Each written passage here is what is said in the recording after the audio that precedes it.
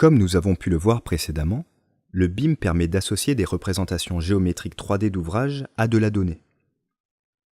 Ces données peuvent répondre à différents usages.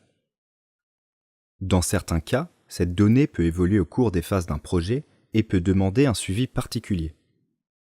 On parle alors de dimension du BIM.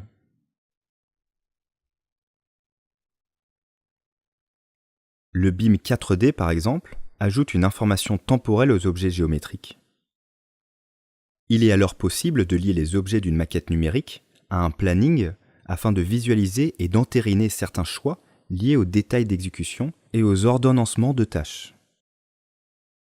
Que ce soit un mur, une fenêtre, un climatiseur ou tout autre objet, il est alors possible de connaître précisément leur délai de réalisation et leur impact sur la réalisation des autres éléments.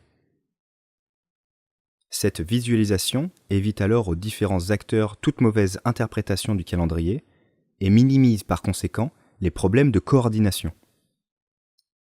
En se basant sur le même modèle 4D, les intervenants peuvent mieux comprendre les enjeux du planning et les contraintes de chaque acteur. Il est également possible de déterminer de manière plus efficace la séquence d'activités à adopter et les ressources à utiliser en fonction des espaces disponibles. Le modèle 4D montre les contraintes spatiales qui existent sur le chantier et sur le bâtiment. C'est une caractéristique importante d'un modèle 4D dans la mesure où elle permet de détecter les conflits spatio-temporels. Par exemple, les conflits entre une grue et un élément de façade ou entre un élément d'échafaudage et une cloison. La grue et l'échafaudage sont des éléments temporaires et leur impact ne peuvent être identifiés que dans des maquettes phasées dans le temps. Les modifications peuvent être nombreuses dans les projets de construction. Une fois qu'un changement a été décidé, il doit être incorporé dans l'échéancier. Les plannings sont donc périodiquement mis à jour. En raison de la nature séquentielle de la construction, un retard dû à un changement dans une activité entraîne inévitablement des décalages d'autres activités. Grâce à un modèle 4D, le planificateur peut immédiatement déterminer les répercussions d'un changement en montrant les activités et les composants affectés. L'aspect visuel d'une telle méthode est un réel atout pour la planification des projets. Parmi les logiciels les plus utilisés en 4D, on peut notamment parler de Synchro, de Bentley Systems, BIMsync, de Catenda, ou Navisworks, d'Autodesk. Le BIM 5D concerne l'une des activités les plus fastidieuses et sujettes aux erreurs. C'est le processus consistant à déterminer les quantités et les coûts des travaux à partir d'un ensemble de plans. En général, ce processus nécessite des ébauches où l'approximation est importante. Avec la possibilité d'accéder à ces informations dans un modèle en 3D, sans avoir à mesurer ni compter manuellement tout ce qui concerne le projet, on peut aisément imaginer à quel point la productivité peut être améliorée avec le BIM. La 5D ajoute ainsi la donnée de coût aux dimensions précédentes. Cette dimension permet de lier des paramètres de coût aux différents objets ou ensembles d'objets.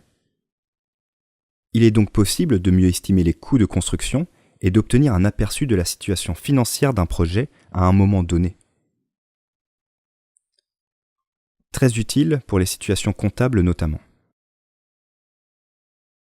Grâce au logiciel BIM compatible 5D, les données liées au coût sont mises à jour au fur et à mesure que le projet progresse.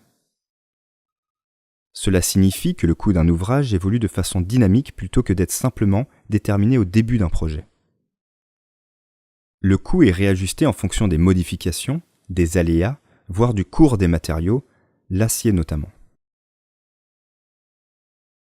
Le BIM 6D traite quant à lui des aspects liés au développement durable d'un bâtiment. Les maquettes numériques sont alors utilisées pour analyser et optimiser les performances des ouvrages. Que ce soit pour faire des études d'ensoleillement, des études thermiques ou des études d'éclairement, les logiciels comme Insight d'Autodesk ou Elodie de Batipedia permettent de prendre en compte une quantité importante de données et simplifient la mise à jour des résultats dans le cas des modifications de projet. Enfin, le BIM 7D va permettre de lier les informations nécessaires à la vie de l'ouvrage. Généralement délivré à la fin de la construction, le modèle 7D tel que construit contient toutes les informations nécessaires au propriétaire pour l'exploitation et la maintenance. Toutes ces dimensions ne sont pas fixes et naissent en fonction de besoins spécifiques pouvant être résolus par l'utilisation du BIM. Dans le futur, d'autres utilisations et donc dimensions pourront être alors trouvées au BIM.